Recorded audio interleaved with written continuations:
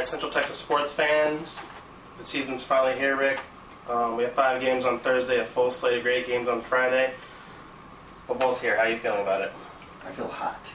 I don't know why, but I think maybe it has something to do with the 102-degree temperature. It is a little... But I'm also hot because I'm feeling good about finally getting football here.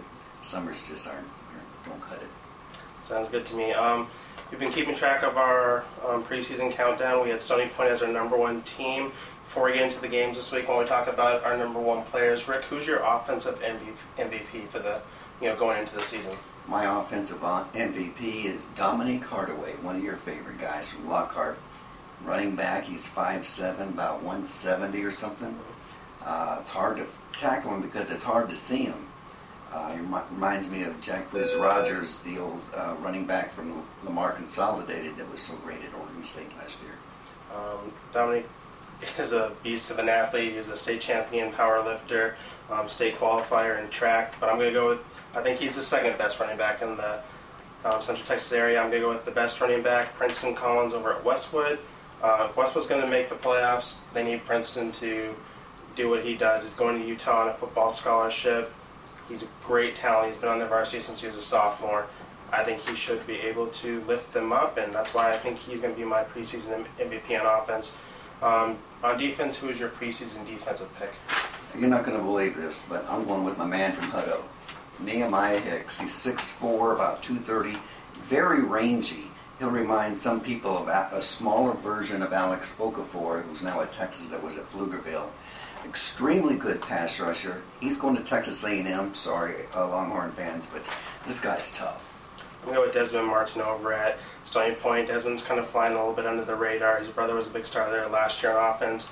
He's going to get his chance on defense this year. Stony Point, chances are they're probably going to be up a lot, so a lot of teams are probably going to have to pass on them to play catch-up, so he's going to need to have a good year. 7 of the 8 quarterbacks in District 16 5A this year are new quarterbacks, so, let's look for him to make their lives a little bit miserable as they make that transition to varsity quarterback. 4 games to talk about this week. Westlake goes to Cedar Park. Who do you got? Cedar Park. Westlake has been a slow starting team, as you know, for the last couple of years. Cedar Park has extremely tough on defense. They got a strong offensive line. I'm just going with them. Nathan Thornhill is going to be an outstanding quarterback. Remember that name. I like Tanner Price. I like Westlake, so I'll just keep that short. Giddings traveling to Liberty Hill. I know you're going to be at that game. Who do you like? I like Liberty Hill, the experience, the tradition, the coaching. I tell you what, Giddings has a great coach too, but it's going to be. It used to be a shootout. I think this might just be a defensive game. All right, I gotta say I like Giddings. As I said in our preseason countdown, I think Giddings is the best. But outside of Stony Point, has the best chance to win a state championship. They don't have the players we thought they had a couple weeks ago, but they still have a lot of talent in Eric Grimes and Corey Bright, so I'm going to go with Giddings. Speaking of state champions, we have Lake Travis. They currently have a 30-game winning streak. Doesn't end on Friday when they go to the Palace to play Westwood? No, they're going to beat number 31 because they're going to beat Westwood in a very close game.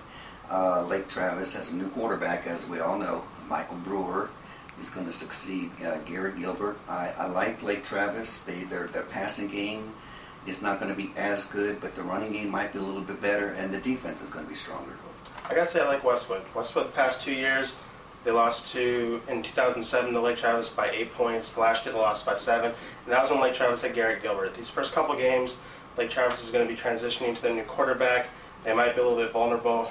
Westwood probably isn't the best team on Lake Travis' schedule, but I think that they have the ingredients. We just talked about Princeton Collins to catch Lake Travis at an inconvenient time and knock them off. But don't look too much in this game. Lake Travis is still going to cruise into the playoffs and be a very high seed going in. Finally, Anderson, McCallum, annual Taco Shack Bowl. Who do you got? I've got Anderson. I like the 5A team over the 4A team. I like the quarterback, Sam Wiemeyer. I know that the emotions are going to run deep in this game for McCallum for obvious reasons.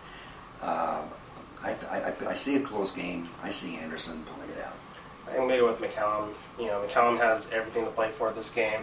This game's going to be, they're going to come out fired up. They're going to want to win this game for so many reasons. And, they played very well against Anderson over the past couple of years. So I expect them to start off the season 1-0, and I guess we'll see how we did next week. Well, I know I'm going to miss Pat Honeycutt. He was a tremendous coach and great for the community, especially the McAllen community. He will be missed. Yes. If you don't agree with our picks, you can go try to do better picks, I guess. Go online to statesman.com and play our annual pick'em game and compare yourself to us.